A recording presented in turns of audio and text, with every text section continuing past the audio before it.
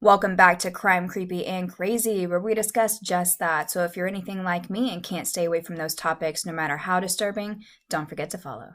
Let's begin. On July 9th, 1993, police would respond to a call reporting a death. Upon arrival, they found Stephanie Wasilishin deceased with a gunshot wound to the neck, along with Russell Peterson and their 2 children who were sleeping. Russell Peterson, her boyfriend at the time, would be the one to report the death. When questioned, Russell stated around 1:15 a.m. they had a fight that led to Stephanie firing a .44 Magnum at Russell in the living room, but missed and hit the wall. She then ran to the master bedroom where Peterson followed, trying to retrieve the gun, but the gun went off, killing Stephanie.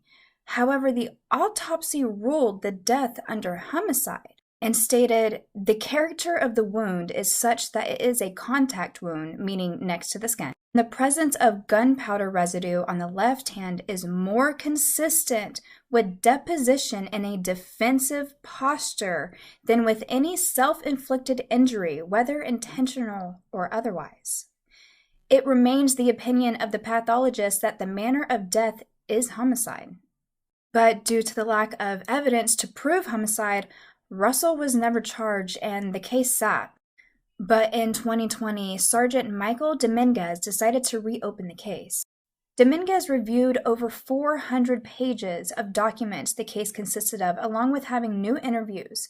But even with new training, new eyes, and new interviews, nothing new prevailed. Dominguez explains even though someone is right-hand dominant, they still tend to use their left hand more than half the time during the day. If someone holds a gun with their left hand and lifts towards the neck, it is the exact location the entry wound, and due to this, cannot completely rule out an accidental suicide. Dominguez feels that something more happened that night, but due to the lack of evidence, they cannot prove a homicide at this time. However, one person is still on the case, and that would be her daughter, Nikki. Nikki has her own TikTok called My Mother's Murder in a Minute. And the more videos you watch, the more you realize this case has more to say that no one is listening to. Like, who did Russell call at 1:36 a.m. when police weren't called until 1:40? Thanks for joining me today, and until next time.